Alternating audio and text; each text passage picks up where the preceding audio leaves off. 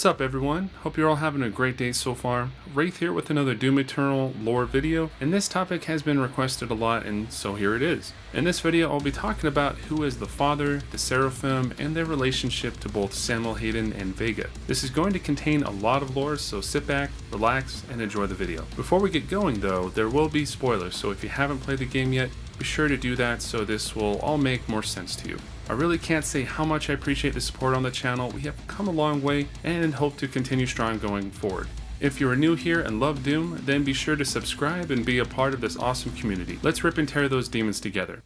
The lore for Doom Eternal has expanded way more than most of us expected. We now know that the Doomslayer is actually the original Doom guy from the original games, and how he came in contact with the people of Argenta. Id Software went above and beyond to ensure that many fans' questions and theories would be answered, at least those that would make sense to the Doom universe. Many theories that I have had throughout the years have now become a reality, and I couldn't be more excited about this franchise and the direction it is going. Something that has been circulating in the community after playing the game is that there is a relation between both Samuel Hayden and Vega with the Seraphim and the father.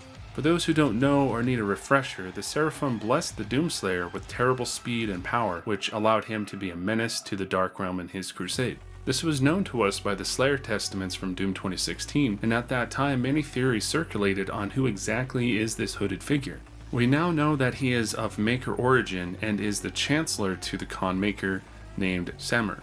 At the time the city of Taras Nabad was under siege by a demonic assault led by a titan called the Dreadnought, the city was underprepared, and as a result the Night Sentinels were late in their counterattack. Most of the civilians within the city escaped to the north, while the Sentinels held off the forces of Hell. It was at this moment that Samer took the Slayer in secrecy to the Divinity Machine, which was mostly used to find the impurity among the people of Argenta.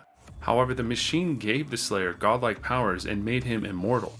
In the Codex entry for the Divinity Machine, it mentions that within the infinite conscious matrix of the all-seeing Maker God mind, there exists every potentiality where they can see all sorts of different timelines. And in all of them, there is one constant that appears among them, that the prophesied destroyer would bring about the destruction of the Makers. Samer, among other Makers, would have the ability to see this prophecy unfold, as all Makers are tied together in the conscious matrix. After observing the Doomslayer and his vigor towards the Dark Realm, and how he persevered after each encounter with them, he must have known that he was the one that was prophesied, and would have seen what the Khan Maker would end up doing in the future to the people of Argenta and other worlds. Why else would he commit heresy against her? Either way, he knew that the Doomslayer would be the one to bring her down and all of Urdak along with her. As far as Samuel Hayden is concerned, the wording that Samer uses during the cutscene of where he blesses the Doomslayer is very much the same when Hayden first gives the Slayer an Argent Sail on Mars during the events of Doom 2016. Here is a comparison. We must move quickly.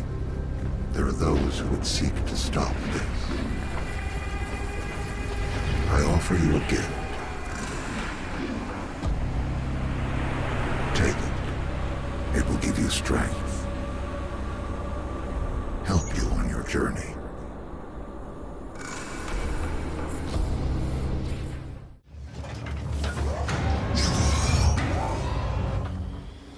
It's a gift. Take it. It will give you strength, help you on your journey, if you can withstand the power surge.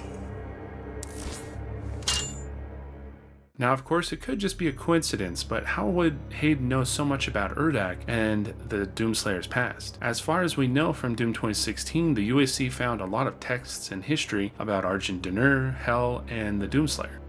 However, nowhere does it mention anything about heaven except for the Slayer testaments that say that the Seraphim bless the Slayer. As we play through the levels with Hayden speaking to the Doomslayer in Doom Eternal, he knows everything that happened in such a suspicious way. The world of Argent Dinur has fallen. Divided, the demonic energy flows now to the south, and the society you once knew has been replaced by a corrupted world under Maker rule. It did not need to end this way. Is it possible that Hayden is the Seraphim known as Samer? In the level of the Ark complex, the Ark workers that were monitoring what was left of Hayden's robotic body mentioned that they couldn't access his main cortex due to it being alien.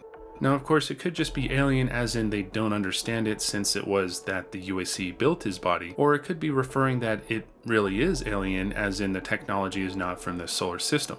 Hayden was a human before, as the Codex entries in Doom 2016 talk about his early life and say that he was diagnosed with stage 4 brain cancer prior to having a cybernetic transference. Here's where things may get a little deep. When he did the operation, he requested that he could keep his frontal and temporal lobes from his brain intact, but the functions of his parietal and occipital lobes were to be bypassed and networked to the plasmatronic core. He would still have his personality, memories, reasoning, and comprehension carry over. This operation was possible with the use of Argent caches and eventually an Argent accumulator. Now, this is my theory. Since we know that Argent energy consists of souls that have been processed in hell, it could be very possible that the Seraphim's soul was somehow fused into Hayden's cortex.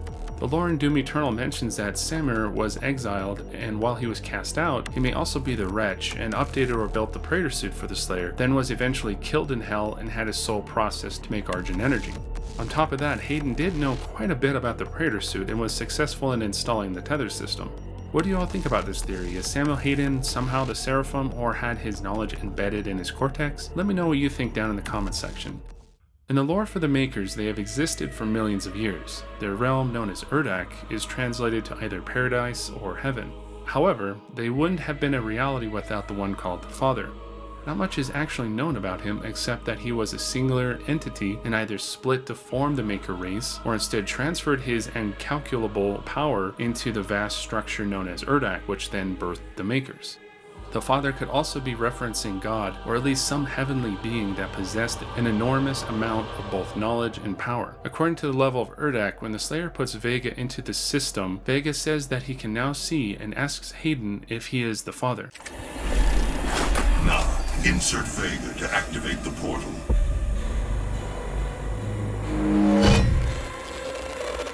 System acquired. Setting a course for the Earth dimension now. I can see now. Am I the Father, Dr. Hayden? If we take a step back and see how Vega came to be, we know that he became a reality on the Mars facility by way of Argent energy and Hell artifacts. If we take a step even further, we find out from the Codex of Urdak that Samuel, the Seraphim, stole the essence of the Father. The timing of this, however, is not known, so it could mean a few things. One, the essence could have been given to Hell since they themselves had their essence, which was discovered by the Makers and eventually combined with Wraith energy becoming Argent energy. That could be how the Father and Vega are somewhat correlated with one another. 2. Samuel could have kept the essence hidden somewhere until Hayden would find it within his expeditions in Hell and use it to create Vega. Keep in mind that Hell contains Argenta and Maker technology as well as architecture and history. Sentinel slaves built the Tower Babel that resides in Necrovel for the sole purpose of processing Argent energy that would travel up to Urdak. And 3, Vega could have just received a wide range of data, millions of years worth, and because of it, he could have just been reacting to the system. Honestly, there's so much we can find out from the DLCs, which I hope do expand on what happened to Vega after the Conmaker's death. Speaking of her death, after she died there was a mysterious voice yelling no.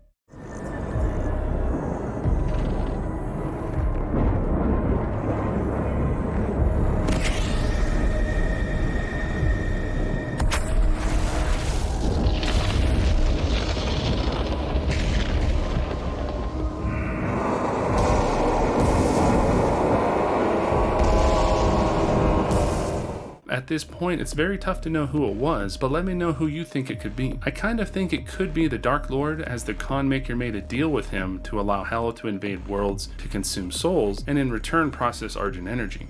Definitely something that could be answered in the DLCs or the next Doom game.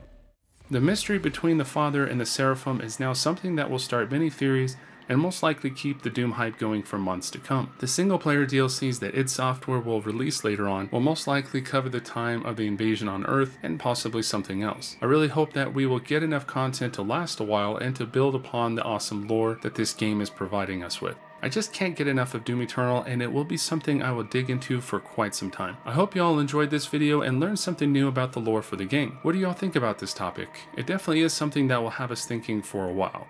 Be sure to like, subscribe, and share this video so we can get it out there more. You can expect me to cover more topics on the game down the road, and I have plenty of things to talk about.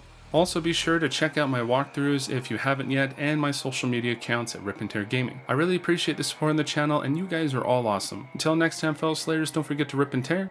Peace.